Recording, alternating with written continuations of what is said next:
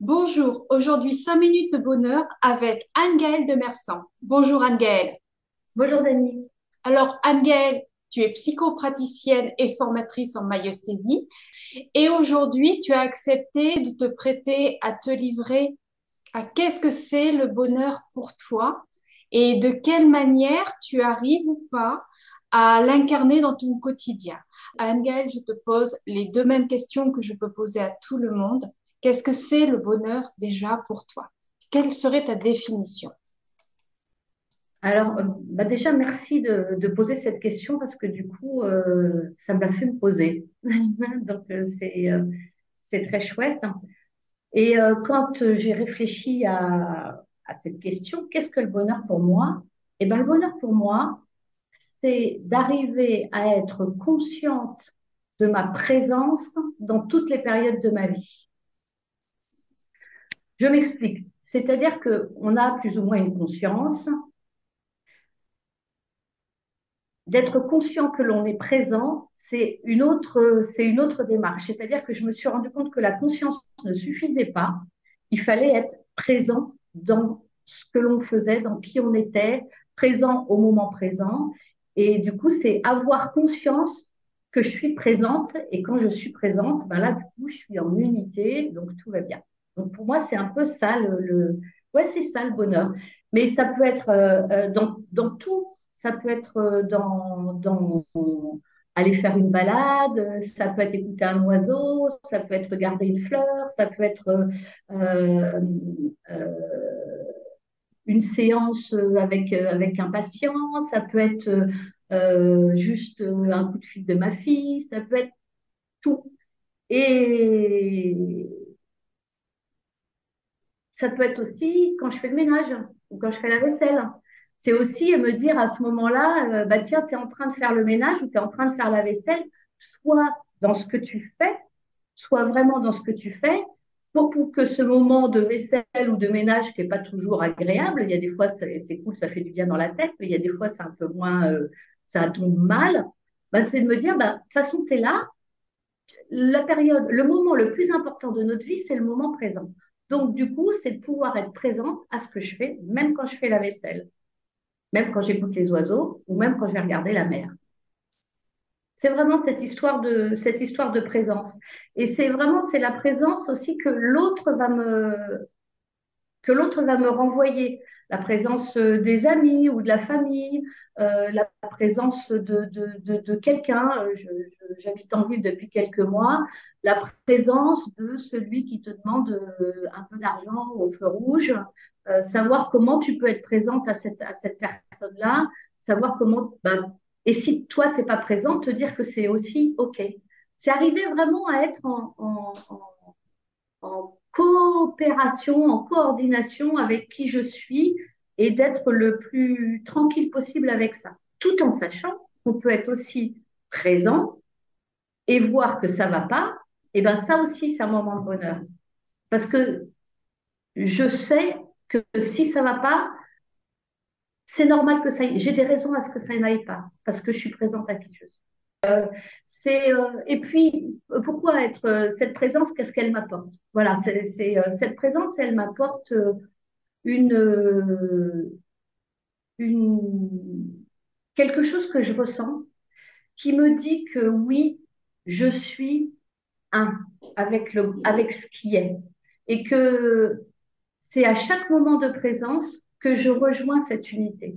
Que la partie la plus grande de moi-même est en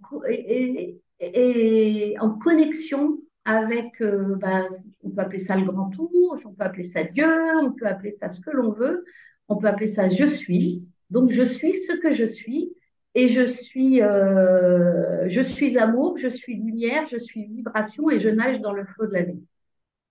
Voilà. Waouh, waouh, waouh. Alors, ok, là on est sur le je suis, mais de quelle manière toi, individuellement, pour acquérir cette présence à toi, de quelle manière est-ce que tu arrives à te connecter à cette présence? Peut-être as-tu un regard ou une approche particulière ou est-ce que c'est juste ton attention qui va se focaliser sur ce que tu es en train de faire? Alors, l'attention est importante. L'attention est, pour moi, elle est à la base de mon métier aussi aujourd'hui. L'attention, la reconnaissance, la considération est à la base de qui je suis aujourd'hui. Et c'est vraiment parce que j'ai appris à me voir, à me considérer, à me reconnaître, à porter mon attention sur ce qui est, que aujourd'hui je vibre pour ce grand tout. Il y a bien évidemment la méditation qui m'aide quand même au quotidien, ou même pas au quotidien d'ailleurs. On a des petits groupes, j'aime bien méditer en groupe, la méditation toute seule. J'aurais un peu tendance à me dire que le mental me rattrape assez vite, alors que oui, j'ai rencontré en fait sur mon chemin de vie des personnes qui m'ont fait ressentir dans le corps ce que c'est que la présence à qui je suis. Et du coup, j'ai un baromètre, tu vois, enfin, j'ai un indicateur qui me dit, ben là, je suis vraiment qui je suis parce que je suis dans mon corps. Le corps est vachement important, d'accord? Le corps est au présent. Et même si notre personnalité peut impacter notre corps pendant des années et des années, et ben, au bout d'un moment, on se rend bien compte que ben, pour retrouver cette unité, ça passe de toute façon par le corps. Je dirais que on a. Alors, ce que je dis, c'est moi qui le dis. Hein. J'ai choisi cette incarnation. Euh, je découvre tous les jours pourquoi j'ai choisi cette incarnation, pourquoi j'ai choisi cette famille, pourquoi j'ai choisi tout ce que je suis de bien ou de pas bien. Hein. Je suis loin d'être quelqu'un de parfait et Dieu merci. J'ai des galères comme tout le monde.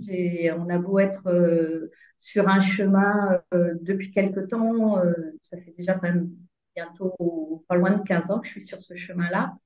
Et ben on a ces galères. On a aussi, voilà, on a des galères comme tout le monde du quotidien, des galères de ménage, des galères d'argent, des galères on se fait plaquer, on se fait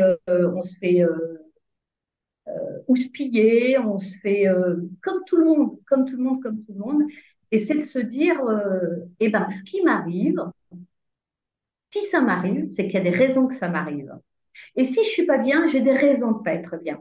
Et là, en fait, où je remercie vraiment d'avoir rencontré, ben, je dirais aussi la maïeusthésie, c'est qu'au quotidien, quand il y a un être de moi qui est en panique, qui est mal, j'ai juste appris à aller le rencontrer, à le rencontrer et à le prendre en considération. Et ça, j'avoue que ça m'a beaucoup, beaucoup aidé dans la vie et qu'aujourd'hui où je suis plus du tout dans ma zone de confort, eh bien, merci à moi d'avoir pris ce chemin. Beaucoup de gratitude. Le merci, la gratitude. Oui, voilà, c'est ça. Ça, c'est important. C'est important au quotidien. Le merci pour ce qui est, parce que ce qui est. Ça, c'est hyper important. Eh bien, merci infiniment Anne-Gaëlle de ce regard, de ton regard, comme on le dit, chaque regard est subjectif, même si les regards peuvent se recouper sur certaines approches. Ce qui est important, c'est que le regard est complètement le tien et il n'est pas façonné par un élément extérieur. Je te remercie infiniment, Anne-Gaëlle, de ce beau témoignage, de ton approche et de toute la sincérité et l'authenticité que tu véhicules dans tes propos. Merci à toi, Dani. Merci de m'avoir posé les questions. C'était un grand plaisir et je pense que l'on se retrouvera bientôt sous d'autres formats et d'autres formules proposées sur cette chaîne YouTube. Toutes Merci. les infos concernant Anne-Gaëlle seront mises en barre de description sous la vidéo si vous souhaitez avoir plus de détails sur l'activité d'Anne-Gaëlle. Encore une fois, merci, même si je me répète, le mot n'est jamais limité dans le temps ni dans l'espace. Et Merci de ta présence, Dani. merci, merci de ce beau partage. À bientôt. À très bientôt et je vous dis à tous à très vite. Au revoir.